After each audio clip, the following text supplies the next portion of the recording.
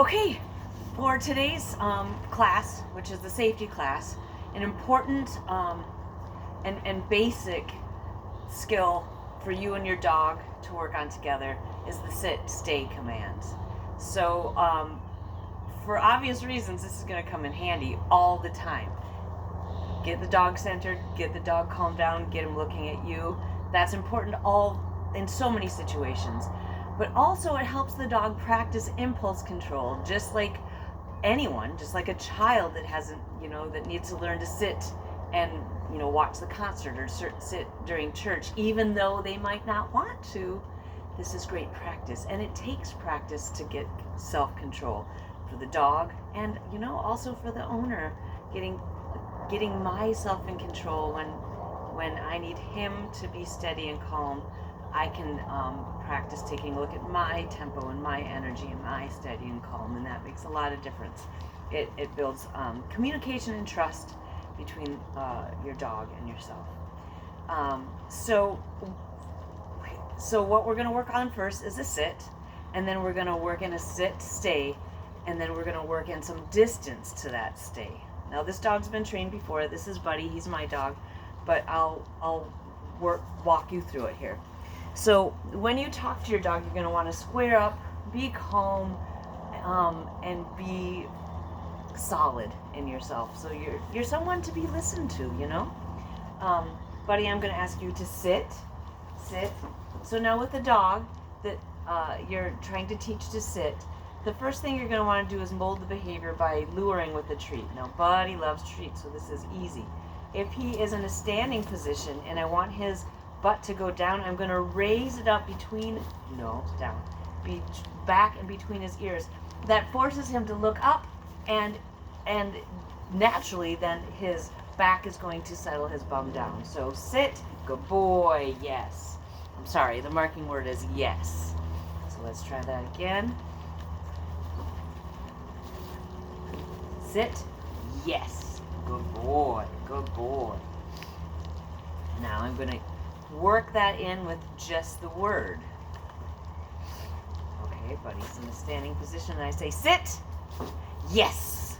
I'm going to mark that. Now we have less than a second to mark the preferred behavior, the target behavior with that word yes. And then we're going to give a little payment with our little treat too, which is only going to further enforce that behavior is really something worth doing. Okay, so this dog is standing, I've got a treat, and I'm going to say sit, and then I'm going to say yes right away within a second. Now, Buddy is good at sitting. We've established what sitting is. Now we can work on stay. First, I'm going to have my slip lead. I'm going to have it up along his jawline, up high on his head, so it's working on his bones, not his trachea, not his soft parts, but the hard parts of his head. And I'm going to look at Buddy and I'm going to say, stay. And then I'm going to do a rock step. So I have a hand signal, a vocal signal, and now I'm going to give the idea of the motion of me leaving him and this gives me an opportunity to teach him that even if I leave, I told you to stay, so you got to stay. So Buddy, stay. I take a step back. I come back. He did a perfect job, and I say, yes. Good stay. Good boy. Yes. Little loves. I got to reload my treats here. And we're going to do that 3 times. When we can do it 3 times and it feels solid, it might take 4, 5, 6 times to feel solid, but 3 solid times, then we can move on to the next. So again, we're going to tell Buddy, now, no treats in my hand, right? I'm not, I'm through that phase. Now I'm to the point where I say stay, and I rock back on my foot, and I'm calm, I'm keeping the energy low, and he stayed, and I'm going to say, go, yes, good boy. Remember, the marking word is yes. Now, again, 3 times, getting that in really well. I'm not going to have a treat in my hand because he's doing this because I'm talking to him. The treat is a pay for after he's done the preferred behavior. Next, I'm going to back up even more, kind of take that skill and stretch it. We don't want to get it to its breaking point, but stretch it to the edge of the growth point. So I'm going to look at Buddy and I'm going to say stay. I'm going to rock back and take a step. calmly come back. Oh, he's doing so well. I'm going to say yes. And then I'm going to reach for the treat. Take it. Good boy. Good boy. Again, we're going to do that. Stay, step back, calm, step forward. Yes, treat. Yes first, treat second. We're going to do that until we get 3 solid times. Then we're going to try something even more on the growth boundary, right? We're going to keep pushing for more growth. But he understands, he's getting to understand what sit and stay means. So put that treat away, no treats in my hand. I'm going to tell him to stay, and then I'm going to turn my back, which is a whole different feeling of being alone, right? When you're the dog at this point. Oh my gosh, she turned her back. Where's she going? But he is calm. I am calm. He stayed. And so I say, yes. And then I give him the treat. And good boy, yes. So let's see that in real time. I'm going to say, buddy, stay. He's done this before. I'm going to turn slowly. I'm going to keep my cool and my calm, solid tempo. And I'm going to see that, of course, he stayed. And I'm going to say, yes. And I'm going to treat him to a treat. Now, I don't have one, but he knows what to do. Good boy. Good boy. Once you've gotten that 3 solid times, now we're going to take some steps away from our dog with our back turn. So turn our back, a step away, and then come back and reward. And see if we can continue to stretch that growth. We don't want to break it.